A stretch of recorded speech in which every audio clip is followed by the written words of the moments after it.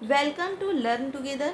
मेरा नाम है संजना और हम लोग इस वीडियो में देखेंगे संगम काल से संबंधित प्रश्नों को। ये प्रश्न बिहार शिक्षक भर्ती, बिहार दरोगा, बिहार एसएससी और इसके साथ साथ अन्य सभी प्रतियोगी परीक्षाओं के लिए महत्वपूर्ण हैं। इस वीडियो में आप लोगों को संगम काल से संबंधित महत्वपूर्ण प्रश्नों को देखने के लिए मिलेंगे और ये प्रश्न वही है जो बार बार परीक्षा में पूछे जाते हैं। तो इन प्रश्नों को हम लोग देखेंगे, आप लोग वीडियो में लास्ट तक बने रहिएगा। तो आते हैं अपने पहले प्रश्न पर हम लोग कि हमारा पहला प्रश्न क्या है। पहला प्रश्न है, लाल चेर के नाम से प्रसिद्ध वह चेर शासक कौन था जिसने कणगी यानी कि पत्तिनी के मंदिर का निर्माण कराया था। सवाल एक बार और देखते हैं। लाल चेर के नाम से प्रसिद्ध वह चेर शासक, कोई एक चेर शासक है जो कि लाल चेर के नाम से प्रसिद्ध था और उसने कणगी या फिर पत्तिनी के मंदिर का निर्माण करवाया था, तो वो कौन था। तो एलार ने, कारिकाल ने, सेनगुट्टवन ने या फिर नेदुनजेरल आदन ने। किसे किसे लाल चेर के नाम से जाना जाता है, लाल चेर के नाम से कौन प्रसिद्ध है और किसने कणगी यानी कि पत्तनी के मंदिर का निर्माण करवाया था, तो वो कौन है, तो वो है सेनगुट्टवन। कौन है, सेनगुट्टवन है। तमिल का गौरव ग्रंथ, तमिल का गौरव ग्रंथ जीवक चिंतामणि किससे संबंधित है। तमिल का गौरव ग्रंथ जीवक चिंतामणि जो है ये किससे संबंधित है, जैन से, बौद्ध से, हिंदू से या ईसाई से। ये किससे संबंधित है, तो तमिल का गौरव ग्रंथ जीवक चिंतामणि जो है ये जैन से संबंधित है। किससे, जैन से संबंधित है। तमिल भाषा के शिल्पाधिकारम और मणिमेखलई नामक गौरव ग्रंथ किससे संबंधित है। तमिल भाषा के शिल्पाधिकारम और मणिमेखलई नामक जो गौरव ग्रंथ है ये किससे संबंधित है, तो जैन से धर्म से, बौद्ध धर्म से, हिंदू धर्म से या फिर ईसाई धर्म से। तो सबसे पहला चीज़ तो हम लोग ये देखेंगे कि शिल्पाधिकारम और मणिमेखलई ये जो है तमिल भाषा में रचित है। किस भाषा में, तमिल भाषा में रचित है। और ये किस धर्म से संबंधित है, तो ये हिंदू धर्म का गौरव ग्रंथ है, हिंदू धर्म से संबंधित है ये। अब इसके आगे हम लोग एक चीज़ और देख लेते हैं यहाँ पर कि जो शिल्पाधिकारम है, क्या है, शिल्पाधिकारम है। तो शिल्पाधिकारम के रचयिता कौन है, तो शिल्पाधिकारम के जो रचयिता है वो है इलंगो। कौन है ये, इलंगो अडिगल। इलंगो अडिगल है, इलंगो अडिगल जो है ये शिल्पाधिकारम के रचयिता है। और मणिमेखलई के रचयिता कौन है, तो ये है शितलेस्त नागर।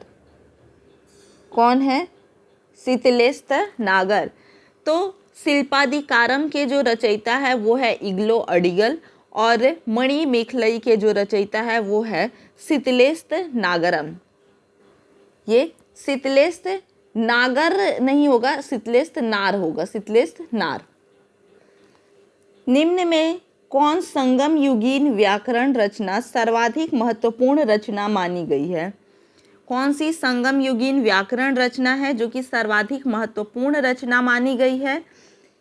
एतुतगोई, दापकिड़ेगु, तोलकाप्पियम, इनमें से कोई नहीं। तो संगम युगीन व्याकरण रचना सर्वाधिक महत्वपूर्ण रचना मानी गई है, वो कौन सा है, तो वो है तोलकाप्पियम। कौन है, तोलकाप्पियम। निम्नलिखित राजवंशों में किसका उल्लेख संगम साहित्य में नहीं हुआ है। संगम साहित्य में नहीं हुआ है किसका, कदम्ब का, चेर का, चोल का या फिर इनमें से कोई नहीं। निम्नलिखित राजवंशों में किसका उल्लेख संगम साहित्य में नहीं हुआ है, तो किसका नहीं हुआ है, तो ये कदम्ब का नहीं हुआ है। कदम्ब राजवंश का जो उल्लेख है ये संगम साहित्य में नहीं हुआ है। संगम युग में उरेयूर किस लिए विख्यात था। उरेयूर जो था ये संगम युग में किस लिए विख्यात था, तो मसालों के व्यापार का महत्वपूर्ण केंद्र था ये, कपास के व्यापार का महत्वपूर्ण केंद्र था, विदेशी व्यापार का महत्वपूर्ण केंद्र था या फिर आंतरिक व्यापार का महत्वपूर्ण व्यापारिक केंद्र था। तो संगम युग में उरेयूर पूछ रहा है, उरेयूर तो मसालों के व्यापार के लिए, कपास के व्यापार के लिए, विदेशी व्यापार के लिए या फिर आंतरिक व्यापार के लिए, किस लिए ये विख्यात था? तो ये विख्यात था कपास के व्यापार के महत्वपूर्ण केंद्र के रूप में। उरेयूर, उरेयूर जो था, उरेयूर किस लिए विख्यात था? तो ये कपास के व्यापार के महत्वपूर्ण केंद्र के रूप में विख्यात था। तोलकप्पियम ग्रंथ संबंधित है। तोलकप्पियम ग्रंथ जो है ये किससे संबंधित है? प्रशासन से, विधि से, व्याकरण एवं काव्य से या फिर उपर्युक्त सभी से।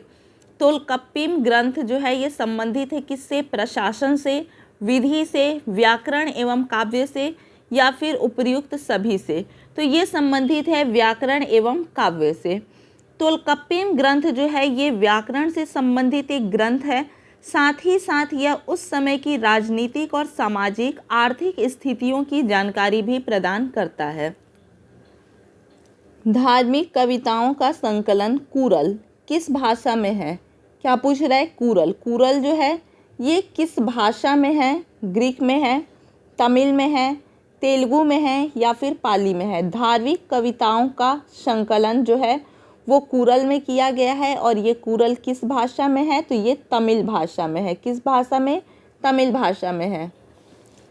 किस संगम युगिन ने राज्य के संरक्षण में 3 संगमों का आयोजन किया गया? किस संगम युगिन राज्य के संरक्षण में 3 संगमों का आयोजन किया गया? 3 संगम का आयोजन, चेर, चोल, पांड्य, पल्लव। तो किसमें 3 संगमों का आयोजन किया गया था? किसके राज्य के संरक्षण में 3 संगमों का आयोजन किया गया? तो ये किया गया था किसमें? तो पांड्य, किसमें किया गया था? पांड्य राज्य के संरक्षण में 3 संगमों का आयोजन किया गया था। किसने उल्लेख किया था कि नंदों ने अपना कोष गंगा की धारा में छुपा रखा है? किसने ये उल्लेख किया था कि नंदों ने अपना कोष गंगा की धारा में छुपा रखा है?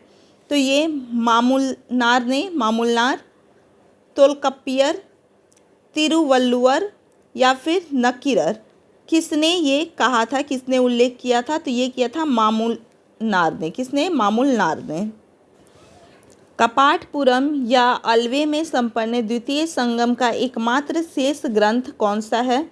एकमात्र शेष ग्रंथ जो है ये कौन सा है? तो ये तोलकाप्पियम है, तिरुवल्लुर है, नक्कीरर है या फिर इनमें से कोई नहीं।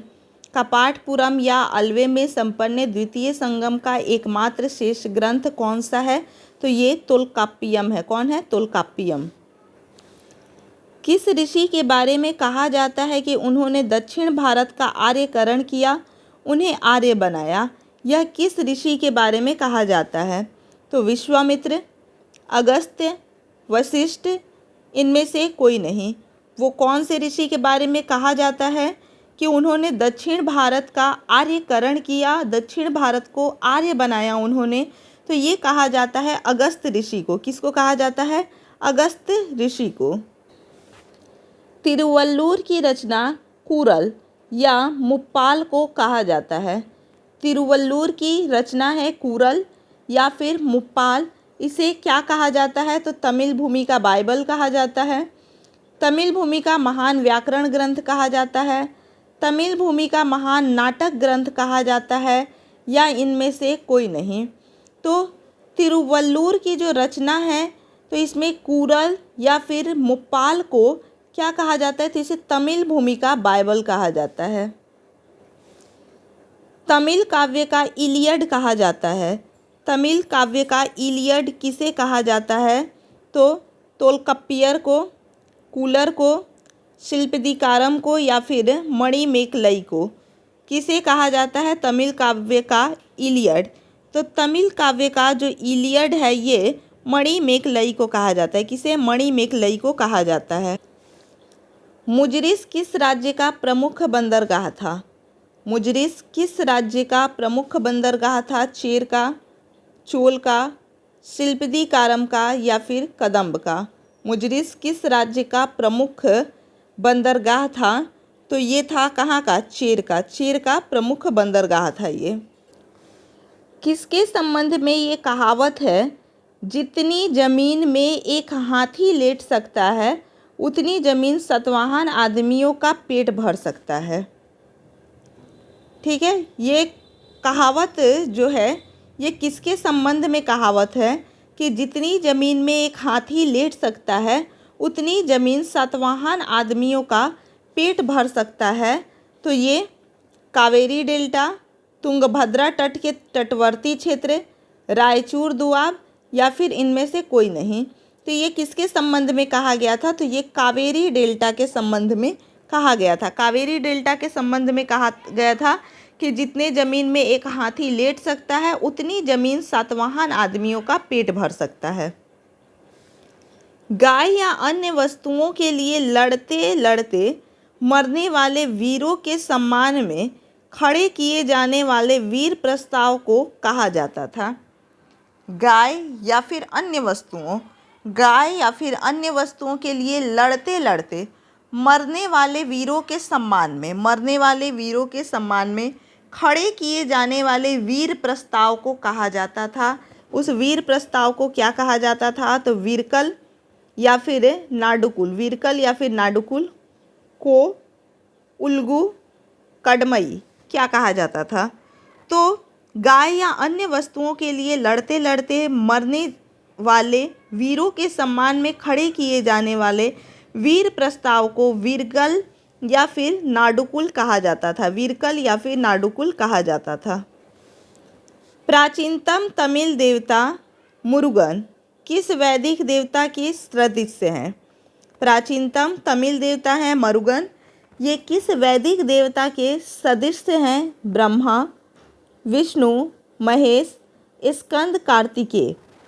तो ये किसके सदृश हैं? तो ये है स्कंद या कार्तिकेय। किसके? स्कंद या कार्तिकेय। संगमकालीन साहित्य में कौन को एवं मनन किसके लिए प्रयुक्त होते थे? कौन को एवं मंत्रण किसके लिए प्रयुक्त होते थे? तो ये प्रधानमंत्री के लिए, राजस्व मंत्री के लिए, सेना अधिकारी के लिए या फिर राजा के लिए। तो इसका सही जवाब होगा राजा। ये राजा के लिए प्रयुक्त होते थे।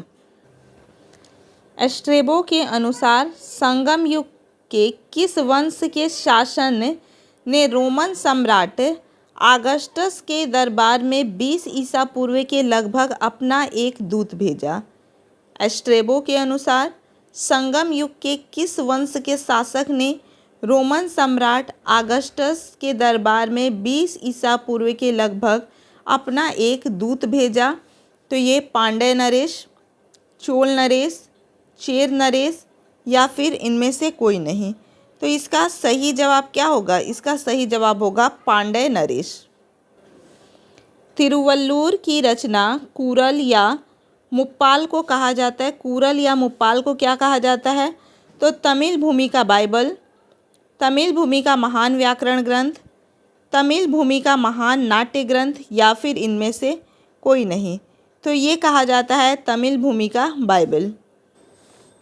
तमिल काव्य का ओडिसी कहा जाता है। तमिल काव्य का ओडिसी कहा जाता है किसे? तो तोलकप्पियम को, कूरल को, शिल्पदीकारम को या फिर मणिमेखलई को। तो तमिल काव्य का ओडिसी कहा जाता है। ओडिसी किसे कहा जाता है? तो मणिमेखलई को कहा जाता है। किसे? मणिमेखलई को कहा जाता है। मणिमेखलई को आप लोगों को कहीं कहीं मेखले भी मिलेगा। मणिमेखलई को मणिमेखले लिखा हुआ भी कहीं कहीं मिल सकता है। तो ये तमिल काव्य का ओडिसी इसे कहा जाता है। पुरहर या कावेरी पट्टनम की स्थापना किसने की? पुरहर या कावेरी पट्टनम की स्थापना तो कारिकाल ने, सेनगुट्टवन ने, नेडुजेलियन ने या फिर इनमें से कोई नहीं। तो पुरहर या कावेरी पट्टनम की स्थापना किसने की? तो चोल राजा। कौन होगा यहाँ पर? तो यहाँ पर होगा चोल राजा कारिकाल।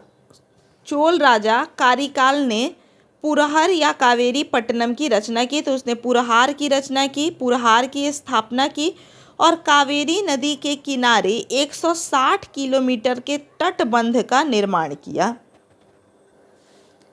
मुजरिस किस राज्य का प्रमुख बंदरगाह था? तो मुजरिस जो है वो किस राज्य का प्रमुख बंदरगाह था? चेर का, चोल का, पांड्य का या फिर कदम्ब का? मुजरिस किस राज्य का प्रमुख बंदरगाह था? तो ये चेर राज्य का प्रमुख बंदरगाह था। किसके संबंध में ये कहावत है? जितनी जमीन में एक हाथी लेट सकता है उतनी जमीन 7 आदमियों का पेट भर सकता है। तो ये जो है ये किसके लिए ये कहावत है कि जितने ज़मीन में एक हाथी लेट सकता है उतनी ज़मीन 7 आदमियों का पेट भर सकता है। तो ये प्रश्न इसके पहले भी हम लोग देख चुके हैं। तो ये कावेरी डेल्टा होगा, तुंगभद्रा के तटवर्ती क्षेत्र होगा, रायचूर दोआब होगा या फिर इनमें से कोई नहीं। तो इसका सही जवाब होगा कावेरी डेल्टा। ये कावेरी डेल्टा के लिए कहा गया है कि जितने ज़मीन में एक हाथी लेट सकता है उतना ज़मीन 7 आदमियों का पेट भर सकता है। प्लिनी के ग्रंथ एवं अज्ञातनामा लेख के ग्रंथ पेरिप्लस के अनुसार मोती के सीप पांड्य देश के किस क्षेत्र से निकलते थे? तो मोती के ये जो सीप हैं ये पांड्य देश के किस क्षेत्र से निकलते थे? प्लिनी के ग्रंथ एवं अज्ञातनामा लेखक के ग्रंथ पेरिप्लस के अनुसार तो ये मदुरई, कपाटपुरम, कोल्चे या फिर इनमें से कोई नहीं। तो इसका सही जवाब क्या हो जाएगा? कोल्चे। क्या हो जाएगा? कोल्चे। कोल्चे को कहीं पर आपको कोल्वे भी देखने को मिल सकता है। गाय या अन्य वस्तुओं के लिए लड़ते लड़ते मरने वाले वीरों के सम्मान में खड़े किए जाने वाले वीर प्रस्तर को कहा जाता था। तो इसे क्या कहा जाता था? वीरकल या फिर नाडुकुल, को, उल्गू या फिर कडमई। तो इसका सही जवाब क्या होगा? वीरकल। क्या होगा? वीरकल या नाडुकुल। प्राचीनतम तमिल देवता मरुगन किस वैदिक देवता के सदृश हैं? तो ये किस वैदिक देवता के सदृश हैं? ब्रह्मा, विष्णु, महेश, स्कंद या कार्तिकेय। तो इसका सही जवाब क्या हो जाएगा? स्कंद या कार्तिकेय। निम्नलिखित में कौन से संगमकालीन पत्तन पश्चिमी तट पर स्थित थे?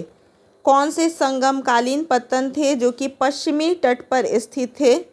तो नीचे दिए गए कूट से सही उत्तर चुनना है। कोरके, पुहर, टोंडी या मुशरी। तो इसका जवाब होगा केवल 1 एवं 2, केवल 2 एवं 3, केवल 3 एवं 4 या फिर केवल 4 एवं 1। तो कौन सा होगा? निम्नलिखित में कौन संगमकालीन पत्तन पश्चिमी तट पर स्थित थे? पश्चिमी तट पर कौन स्थित थे? तो पश्चिमी तट पर स्थित थे कौन? टोंडी और मुशीरी। टोंडी और मुशीरी यानी सही जवाब होगा ऑप्शन नंबर सी, केवल 3 एवं 4। महाकाव्य शिल्पीदिकारम किससे संबंधित है? महाकाव्य शिल्पीदिकारम किससे संबंधित है? राम की कहानी से, कथानक में जैन तत्व से, श्रीलंका के बौद्धों की संस्कृति से या फिर शांति उपासना की प्रजा पद्धति से। तो महाकाव्य शिल्पीदिकारम किससे संबंधित है? तो ये संबंधित है किससे? तो कथानक में जैन तत्व से। कथानक में जैन तत्व से संबंधित है। इसी प्रकार से हमारे और भी वीडियोस देखने के लिए चैनल के साथ में बने रहें। वीडियो अगर अच्छा लगे तो इसे लाइक और शेयर ज़रूर कीजिए। कमेंट करके बताइए कि आपको वीडियो कैसा लगा। और अगर अभी तक आप लोगों ने चैनल को सब्सक्राइब नहीं किया है तो चैनल को सब्सक्राइब कर दीजिए। धन्यवाद।